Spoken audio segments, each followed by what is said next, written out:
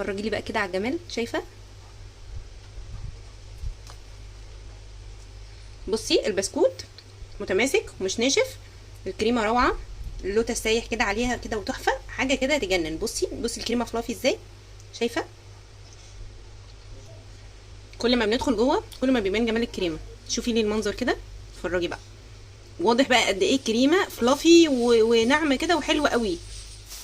دي الكبه بتاعتي اهو، فانا هفضي لك وتقريبا نفس الكميه بسكوت لوتس. طب انا عندي بسكوت لوتس سليم ماشي، عندي بسكوت لوتس مكسر، عندي بسكوت لوتس مفروم زي ده كده، مفيش اي مشكله. هحط تقريبا كميه مشابهه لكميه البسكوت التاني، اللي هو يبقى كميتين تقريبا قد بعض، وهنفرمهم في الكبه وهنشوف هنعمل ايه بعد كده. بعد ما فرمت البسكوت بتاعي بالشكل ده كده، هفضيه بقى في الطبق. الزبده بتاعتي سيحتها بس على النار، مش سخنه يا جماعه، انا سيحتها بس ومش هحطها كلها مره واحده، انا هحط شويه وهقلب وهشوف الدنيا هتمشي ازاي. يعني انا بحط واحده واحده على حسب اللي احنا هنحتاجه. وبصوا معايا معلقتين 2 لبن او معلقه كمان لبن بس هحطها. انا بحط معلقه اللبن دي علشان البسكوت لما اكبسه في قوالب التشيز كيك يبقى معايا طري شويه، ما يبقاش ناشف.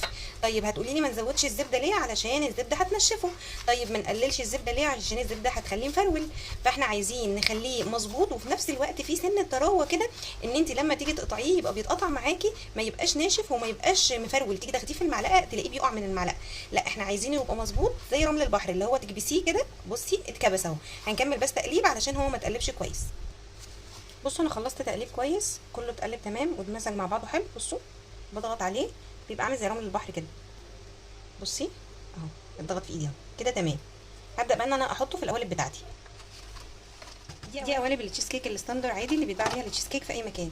هبدا ان انا احط فيها، خدي بالك انت هتعرفي ظهرها هو مكتوب عليه اهو من ورا، فده الظهر بتاعها وده الوش اللي بيتقفل عليه كده. انا عامله لك فيها عشان بس ابين لك انت لو عايزه تعملي مشروع هتعملي بالشكل ده كده. هبدا ان انا اخد معلقه حلوه كده من البسكوت واسكنها بقى في المكان بتاعها كويس. طب انا حسيت ان المعلقه دي مش الطف حاجه معايا ان انا اظبط بيها، هجيب معلقه صغيره وابدا ان انا اكبس بيها البسكوت كده جوه القالب. طيب في ناس بتحب طبقه البسكوت قليله كده وناس بتحب البسكوت عالي، انت بتحطي البسكوت زي ما تحبي. انا يعني شايفه او افضل ان انا ازود شويه، مش بحبه تخين قوي بس برده مش بحبه طبقه قليله. المهم بس ان انا اسويه كويس قوي. هو كده كده الكريمه لما بتنزل عليه بيشرب شويه من الكريمه وبيتماسك اكتر. بصوا بقى انا هنا جبت كوبايتين ميه، حطيت كوبايه ونص وخليت النص معايا، طبعا الميه ساقعه جدا. وهجيب 3 معالق كبار لبن بودر، المعلقه هرميها زي ما انت شايفه كده وهحطهم عليهم تمام. وهحط 4 معالق كبار سكر بودر، وربع كيلو كريمه تشيز دي بتيجي جاهزه من عند مستلزمات الحلواني. كل ده على بعضه وهبدا طبعا ان هنا انا انا اضرب وقفت بالمضرب. الصوت علشان الازعاج بتاع المضرب، لكن انا بدات ان انا اضربي بالراحه علشان خاطر البودر ما يتطيرش معاكي في كل حته ويبهدلك الدنيا. وزي ما انا قلت لكم ان الميه تكون ساقعه قوي، لو فيها قطع تلج يفضل طبعا تبقى احسن. بدات ان انا اضرب لحد ما هتتقل معايا، مش هتاخد وقت طويل. وهبدا ان انا بقى الاقيها محتاجه نص كوبايه ميه اللي انا سايباها على جنب، هحط نص كوبايه الميه واكمل ضرب. طبعا بضرب على سرعه عاليه. دي كده الكريمه معايا اهي. طيب انا دقتها حسيت سكرها خفيف، ايه المشكله ان انا احط كمان معلقه سكر بودر؟ في ناس بتحب التشيز كيك سكرها خفيف جدا براحتك. هنضرب تاني بقى يا جماعه عشان ندوب السكر ده. ده قوام الكريمه بتاعي اهو. بصوا يا جماعه بتتماسك اكتر لما تدخل التلاجة. شوفوا القوام ما شاء الله ناعم وخطير حلو جدا فلافي، هو ده اللي احنا عايزينه، مش عايزين اكتر من كده. هنبدا بقى نعبي الكبات بتاعتنا. هنحط ده كده بالراحه ونحاول نفرده بشكل لطيف كده علشان ما نبهدلش البسكوت اللي تحت وما يطلعش في الكريمه.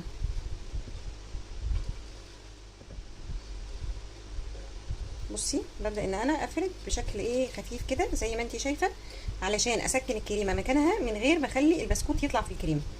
شايفه الموضوع مش صعب، هو بس محتاج ايه تبقي بالراحه وانتي بتتعاملي.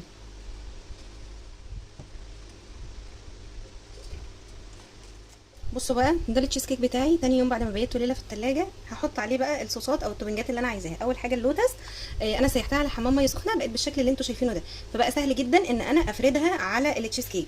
طيب لو انا عايزه احول اللوتس ده زبده اللوتس دي لصوص بزود عليها زيت يا جماعه، لكن مش حاجه تانية. انا مش حابه ان انا ازود لها زيت علشان تتماسك على وش التشيز كيك وتبقى متماسكه، فانا عايزاها بالقوام ده كده. ومعايا كمان التوبنج بتاع التوت الازرق اهو، ده هحطه برده على وش التشيز كيك اللي عايز توت. ومعايا توبنج الكريز اهو، هحطه للي عايز كريز. تقدري تحطي بقى ايه توبنج انت عايزاه، الحاجات اللي هي زي زبده الفول السوداني وزي النوتيلا البيضه والنوتيلا البني واللوتس والكندر والحاجات اللي هي السبريدات دي، زي ما قلنا بنسيحها على حمام ميه سخنه، بتبقى بالشكل ده كده. مش عايزين نزود لها زيت عشان ما تخفش مننا. هنبدا ان احنا بقى ايه نفردها على التشيز كيك بتاعنا.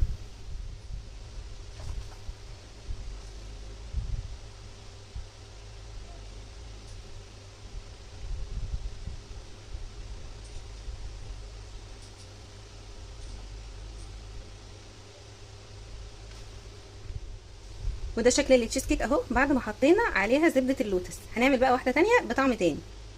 للتزيين حطيت لها بقى شويه لوتس مطحون زي ما انت شايفه كده، وهحط لها واحده بسكوت لوتس. طبعا احنا بنشجع المنتج المصري وبنحط بسكوت لوتس المصري، سعره حلو وجودته ممتازه اهو. بقت بالشكل الجميل اللي انت شايفاه ده. وبعد ما اتقلبنا الحمد لله في اول واحده تشيز كيك اتعملت باللوتس واتصدرت مننا، هندخل بقى على اللي بعدها ونعمل بالتوت الازرق. هنحط كده ونفرد.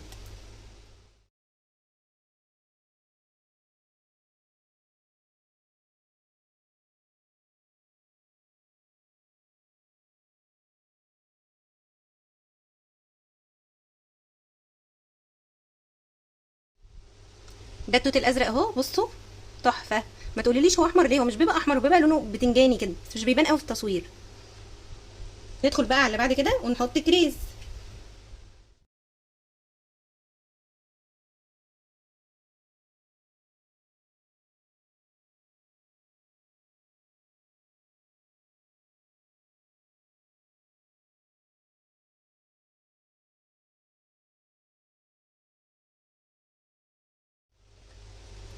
وده الكريز اهو يا جماعه، روعه.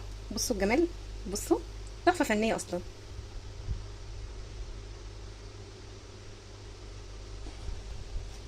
وعشان طبعا اللوتس هو احسن طعم عندنا في البيت، فهو انا عملته اكتر حاجه، والتوت الازرق، وعملت الكريز هو واحد بس علشان اوريه لكم. احنا مش من هواة الكريز قوي في التشيز كيك.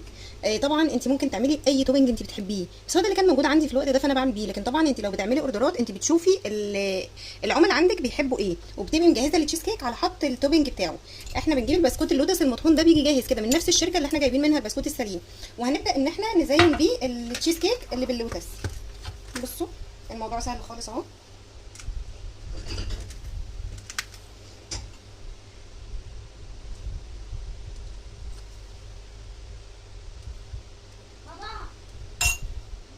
ودي واحده بسكوت اللوتس اهي، هنحطها بالشكل ده كده. بس كده بقى جاهز معايا احلى تشيز كيك لوتس.